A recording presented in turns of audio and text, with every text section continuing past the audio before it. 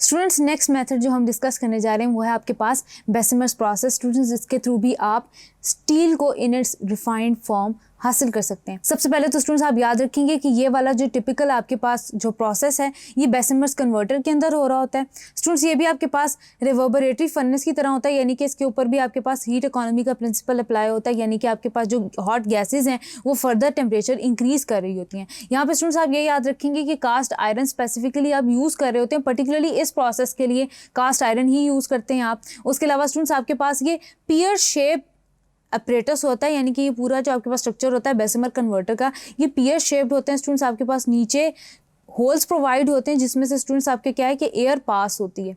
उसके अलावा स्टूडेंट्स आप याद रखेंगे कि आप उसको टिल्ट कर सकते हैं किसी भी डिज़ायर्ड फॉर्म के अंदर, आप जैसे भी चाह रहे हैं वैसे ये टिल्ट हो सकता है और आपका जो मिक्सचर है स्टूडेंट्स वो आपके पास हीट हो सकता है एट वेरी हायर टेम्परेचर। अब स्टूडेंट्स आप मोल्टन पिग या कास्ट आयरन को 25 to 30 टन्स की अमाउंट में इसके अंदर लेते हैं, ब्लास्ट फर्नेस से एट हायर टेम्परेचर आप इसके अंदर ऐड करते हैं, हॉट ब्लास्ट जो एयर का होता है स्टूडेंट्स वो आप इसमें इंट्रोड्यूस कराते हैं।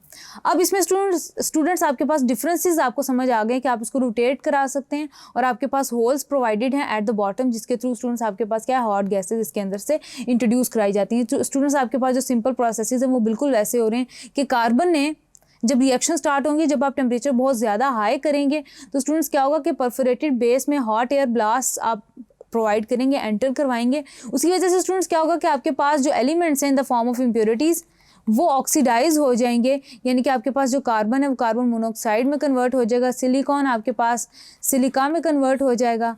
देन स्टूडेंट्स आपके पास आ जाता है मैंगनीज, मैंगनीज आपके पास मैंगनीज ऑक्साइड के अंदर कन्वर्ट हो जाएगा। देन स्टूडेंट्स आपके पास यही मैंगनीज ऑक्साइड सिलिका से रिएक्ट करके स्लैग बना लेगा, मैंगनीज सिलिकेट। देन स्टूडेंट्स आपके पास वही प्रोसेस दोबारा रिपीट होगा कि आपके पास iron at very high temperatures oxygen के साथ रिएक्ट करके Fe2O3 जनरेट करेगा, यानी कि स्टूडेंट्स आपके पास हेमाटाइट जनरेट करेगा।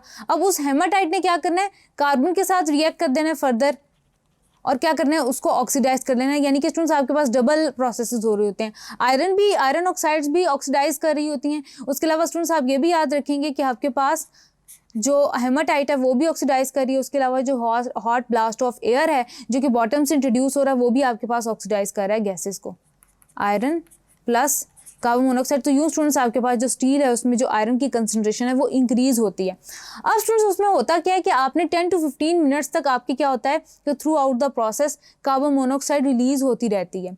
जब स्टूडेंट्स आपके पास कार्बन मोनोऑक्साइड रिलीज होना बंद हो जाती है तो आपको पता चलता है कि आपके पास कंप्लीटली कार्बन ऑक्सीडाइज हो गया, यानी कि जैसे आपके पास कार्बन मोनोऑक्साइड बननी बंद हो गई है तो स्टूडेंट्स इट इज़ क्लियर कि आपके पास कार्बन कंप्लीटली ऑक्सीडाइज हो गया। इस स्टेज पे स्टूडेंट्स आप क्या करते हैं, अगेन फेरोमैंगनीज ऐड कर लेते हैं, ferromanganese which is a mixture of iron manganese and carbon. अब उसमें आप ऐड करते हैं ताकि आपकी जो स्टील है उसके अंदर जो है डिज़ायरेबल क्वालिटीज़ आ जाएं।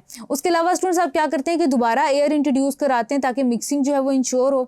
उसके अलावा स्टूडेंट्स आपके पास जो मैंगनीज की एडिशन होती है just like that of the addition of carbon, वो स्टूडेंट्स आपको क्या करती है, हार्डनेस और टेंसाइल स्ट्रेंथ प्रोवाइड कर रही होती है। देन स्टूडेंट्स हमने चैप्टर नंबर 3 में एक एल्यूमिनियम का एट्रीब्यूट डिस्कस किया था, वो ये था स्टूडेंट्स आपके पास कि जब बहुत ज़्यादा हाई टेम्परेचर एल्यूमिनियम को प्रोवाइड किया जाए तो वो नाइट्रोजन जैसी इनर्ट गैस से भी रिएक्ट कर जाता है।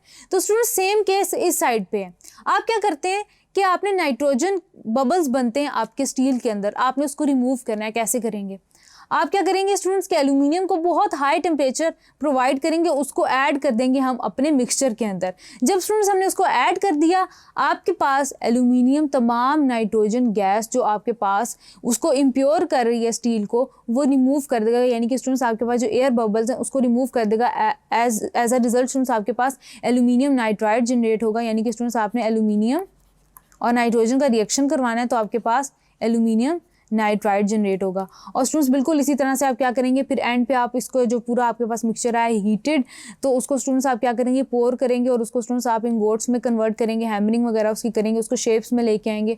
तो स्टूडेंट्स आपके पास इस तरह से जो कास्टिंग और प्रोवाइड होता है, यानी कि स्टूडेंट्स आपके पास जो स्टील प्रोवाइड होता है वो विदाउट एनी डिफेक्ट होता है। तो स्टूडेंट्स हमने जो तीनों प्रोसेस पढ़े हैं जिसमें स्टूडेंट्स हमने पर्टिकुलरली जो ओपन हार्ट प्रोसेस है, बेसिमर्स प्रोसेस है, स्टूडेंट्स उससे हमने 2-3 चीज़ें सीखी हैं कि सबसे पहले आपके पास जो इम्प्योरिटीज़ हैं वो ऑक्सीडाइज हो जाएंगी और अपनी रिस्पेक्टिव ऑक्साइड्स में कन्वर्ट होकर रिमूव हो जाएंगी। देन स्टूडेंट्स आपके पास क्या होगा कि आपके पास जो डिफरेंट आपके पास जो इम्प्योरिटीज़ हैं like sulphur, like phosphorus, like आपके पास सिलिका, ये स्टूडेंट्स आपस में रिएक्ट करके स्लैग बनाएंगे और स्लैग को स्टूडेंट्स इम्प्योरिटी की फॉर्म में रिमूव कर दिया जाएगा। और देन स्टूडेंट्स आपने दोनों प्रोसेस में देखा कि at the end of ferromanganese जो है वो ऐड करते हैं कार्बन कंटेंट का लेवल बढ़ाने के लिए। Then students having said that आगे चलते हैं, डिस्कस करते हैं थॉरली कि आपके पास कोरोजन क्या होता है और आप कोरोजन को प्रिवेंट कैसे कर सकते हैं। Thank you.